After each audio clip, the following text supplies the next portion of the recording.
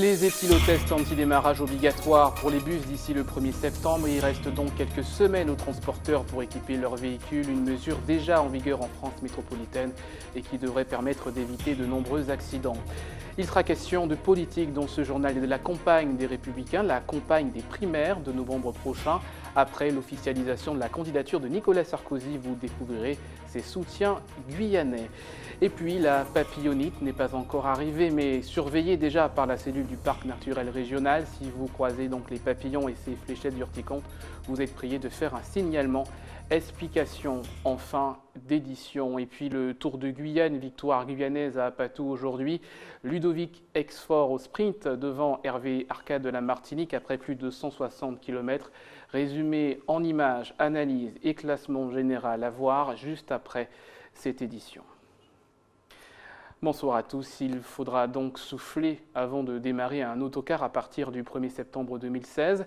L'éthylotest anti-démarrage sera obligatoire. Il est déjà obligatoire dans l'Hexagone depuis l'année dernière, mais les départements d'outre-mer avaient obtenu une dérogation, le temps d'équiper les bus. Vous voyez ce reportage d'Elsa Gonzalez.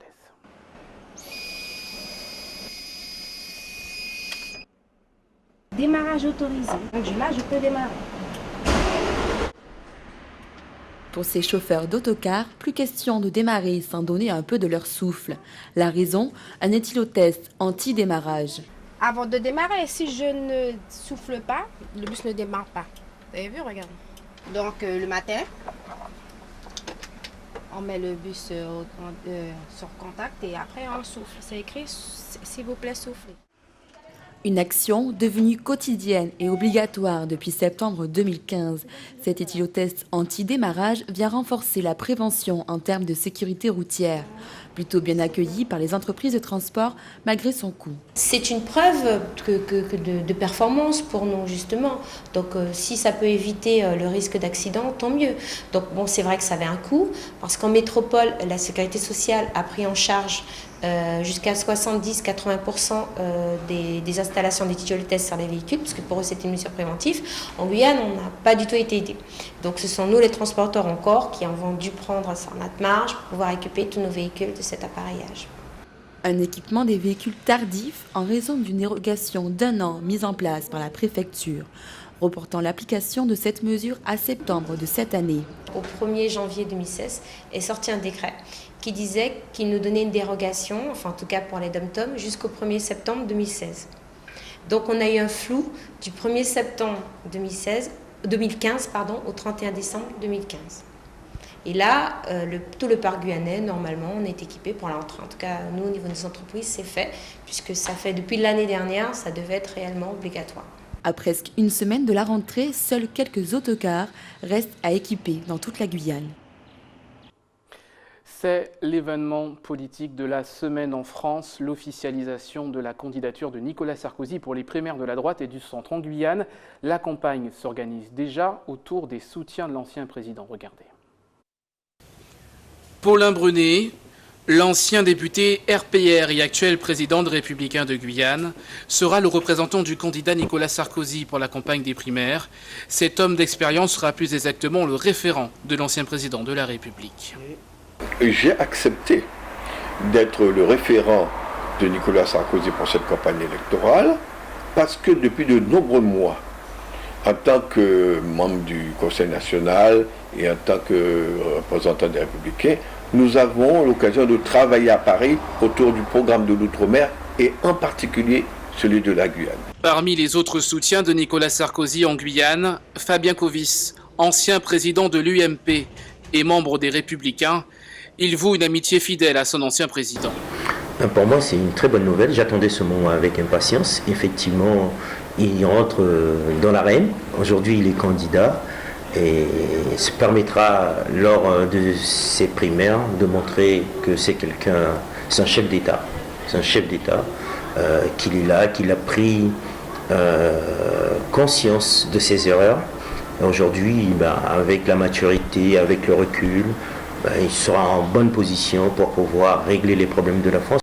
Nicolas Sarkozy aurait déjà programmé une visite en Guyane courant septembre prochain, comme la plupart des autres candidats.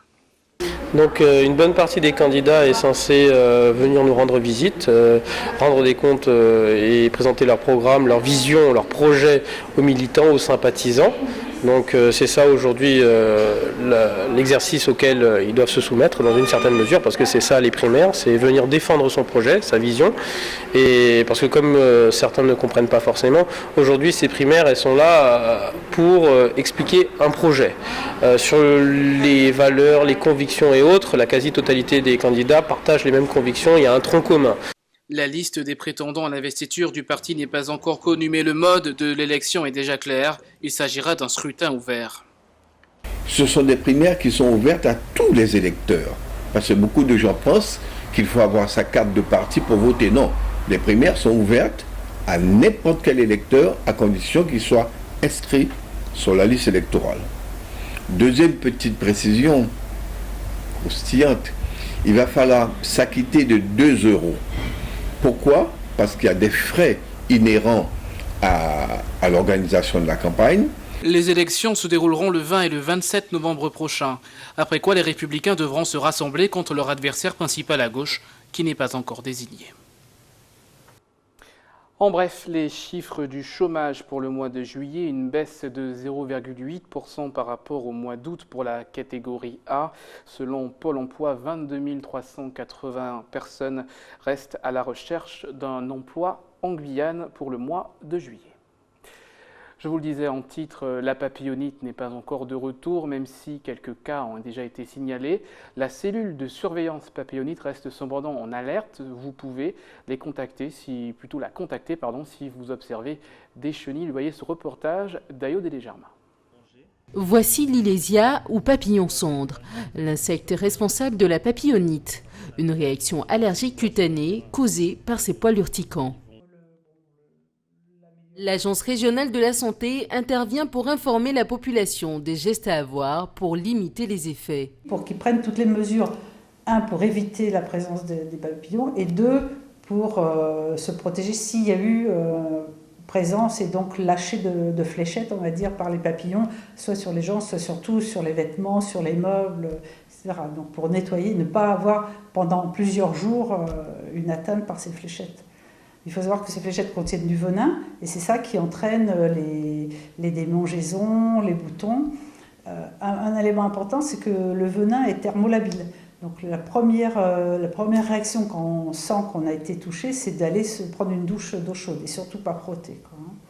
L'an dernier, à la même période, la cellule de prévention de la papillonite du parc naturel régional publiait son bulletin d'information pour alerter la population. Cette année, seuls quelques cas ont été constatés à Roura, Matoury ou Rémire-Montjoly, des cas isolés. Donc on a des papillons adultes qui sont sortis, qui ont provoqué quelques urticaires. Maintenant, le cycle il est de 3 mois, donc on peut considérer que mi-fin octobre, on aura des nouvelles émergences de papillons adultes.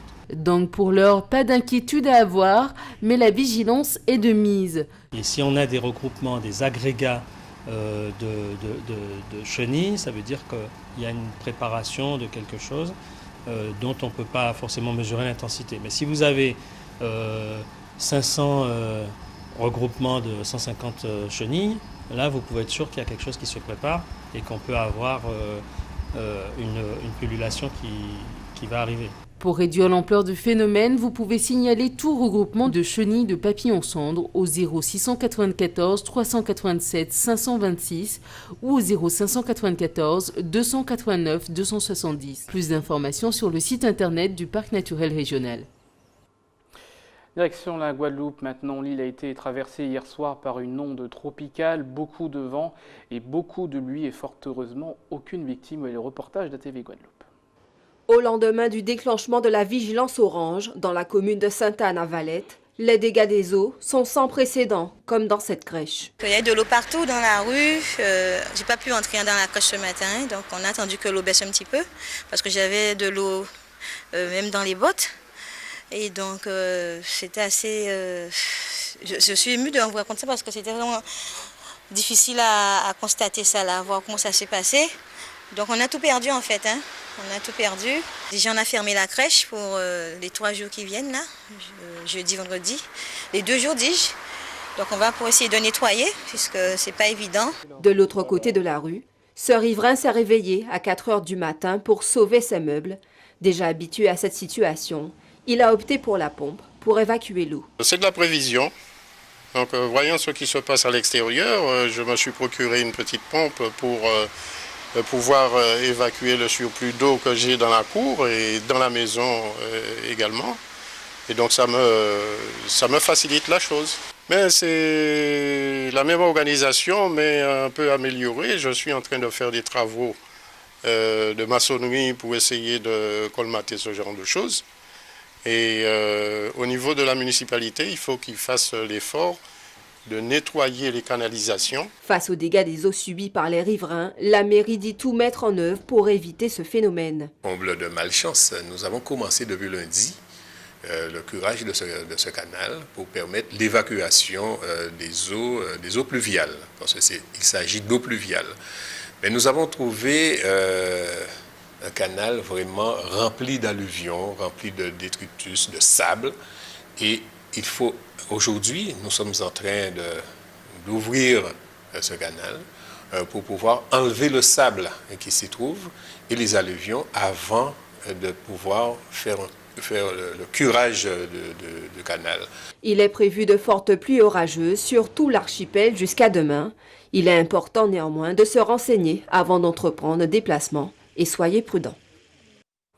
En Martinique, des ordures s'entassent depuis plusieurs semaines en cause un litige entre la communauté d'agglomération du centre et son prestataire. Oui, ce reportage d'Alizé Lutran et de Michelet François.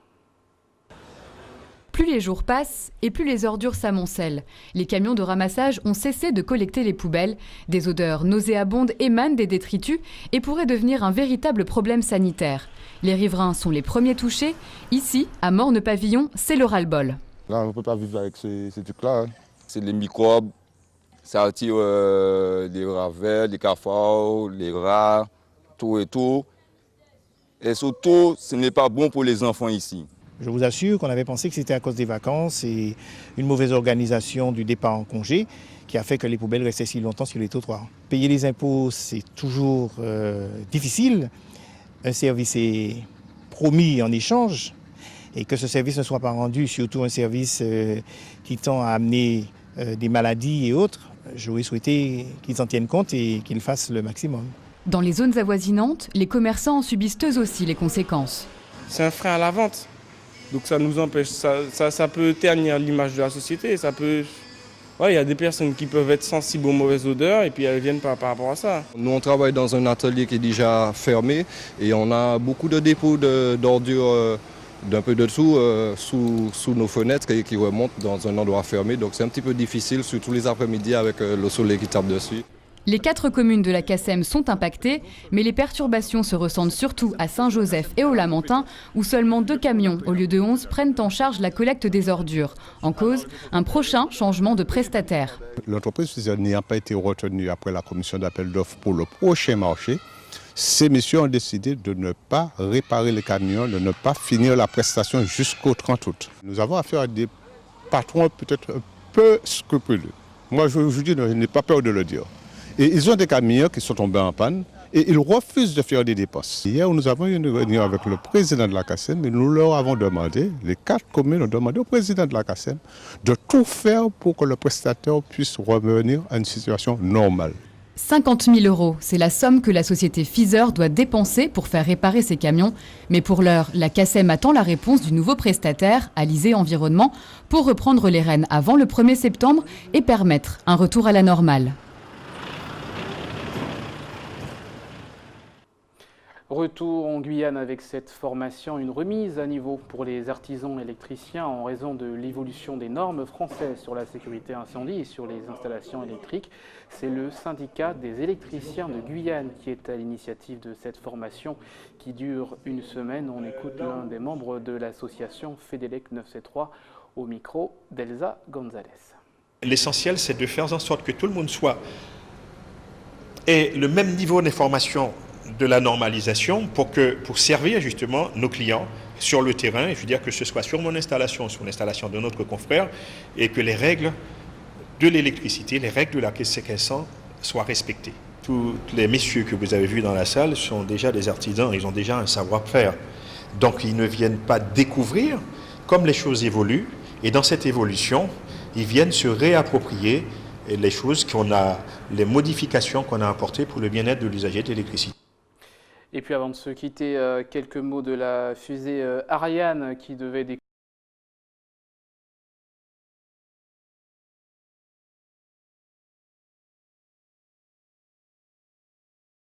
De satellites de télécommunication. Voilà pour cette information sur la fusée Ariane 5.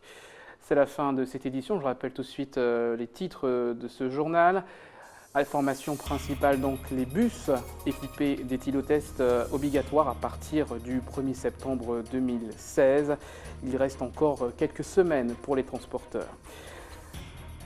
La campagne des Républicains en Guyane avec le soutien de différentes personnalités de la droite, Paulin Brunet, Fabien Covis, une campagne qui s'organise autour donc, de ses soutiens à Nicolas Sarkozy qui a officialisé sa candidature. Et puis la papillonite, vous l'avez vu, elle n'est pas encore d'actualité, même si elle est très surveillée par les équipes de l'ARS et du Parc national régional qui préconisent de signaler toute présence de chenilles pour éviter donc ces piqûres et ces grattages donc, de ces fléchettes urticantes.